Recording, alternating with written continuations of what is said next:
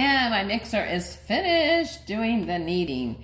Now, as I said, there's different kind of mixers on the market. This one is, I don't believe it's even available anymore, so that's why I'm using it to the last drop. I love this. But there are other mixers that, I've got some other ones that I actually prefer, even though they don't have an auto knead cycle. So I want you just to see, this is not sticky. Isn't that great? It's just not sticky.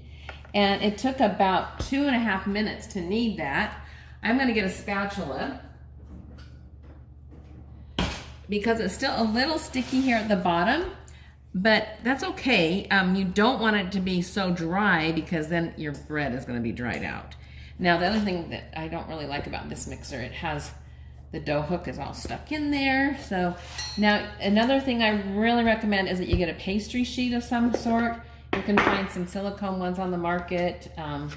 Anyway, you gotta have something, or else you have to oil your countertop. Don't flour it.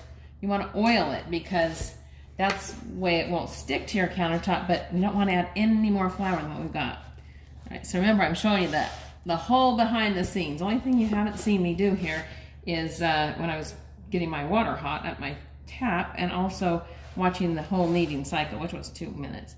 All right, I don't know if you can see, I'm just like pulling this. Oh, okay, now you heard my buzzer. What I'm doing right now, oh, I love this. It's like so nice and warm. It's like perfect Play-Doh. It's almost like Play-Doh, but you get to eat it.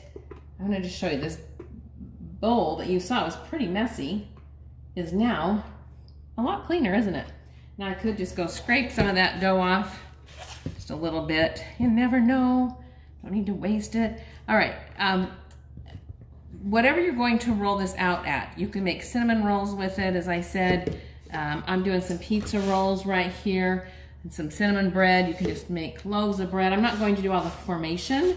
I just want to show you what, get to this point right here and what the dough's like. Again, this is the one thing I don't like about this mixer. I got the whole dough hook. I'm going to bring you down here if you can see it.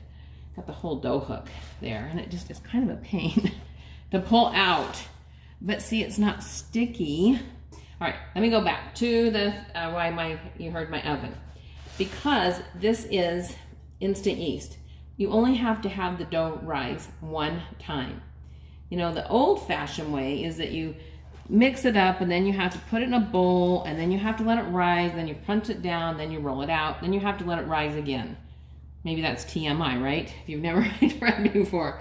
So it's kind of took a long time to do, waiting for all that. But instant yeast, remember, I didn't add it.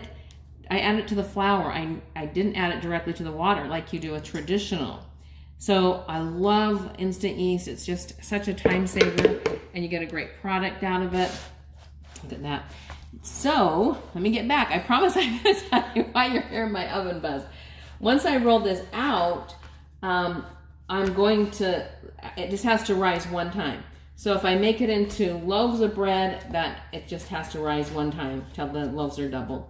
And so after I put this into, I'm sorry, let me tell you what I'm doing. I promise I'm going to tell you why about the oven. But see, it's just a little sticky on my mat. Can you see that? So I just want to make sure I don't have any stickies. Okay, see, I'm just kind of pulling that away. So I want to make sure my whole dough is free. There's a lot here. This is like 5 or 6 loaves. Oh my gosh. All right, there we go. I wanted to show you. Isn't that just so cool? Ta-da! Success. Play-Doh. Awesome dough. All right, now, so I'm going to roll this. In this case, if I'm doing bread, I'll form it into loaves, and then I put it in the oven, but not to bake. All right? I have my oven. It is at the warm temperature now of 170. That's the lowest most of the ovens will go now. So just put on your warm cycle, it's 170. But before, here's key word, before I actually put it in the oven, I'm going to turn the oven off. I just need to have a warm place for it to incubate, and it will do the rising there. All right, next I'm going to use a bench scraper, and so I can just kind of decide like how big would my loaves be. Now, if you have a scale, a kitchen scale, that's really great, because then you can get them all about the same.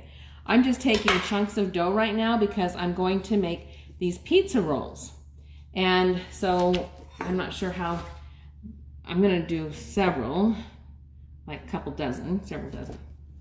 And then I'm gonna make my husband some bread. So I'm just gonna take this apart and look at that. See, I could just start forming it into loaves right away. But you'll see that on some other classes, but I just wanted to show you really how simple this is. I use bread flour, you can use all-purpose. You've got to use instant yeast and you've got to use an instant read thermometer. Even after I go to take this out of the oven, I want my bread to register at 180 degrees. And you know what? One of these bench knives are really, really good too. I've even seen them at the dollar store. I don't know how good they are. I like mine right here. But if you're just looking for something to give bread baking a try, ta-da, look at that. I mean, these would probably all like be a loaf of bread. But they're gonna be all kinds of different things. And so, stay tuned to Parables because you know what? We make bread here and it's spreadable. We make spreadables and homemade bread. Thanks for joining us. Stay tuned.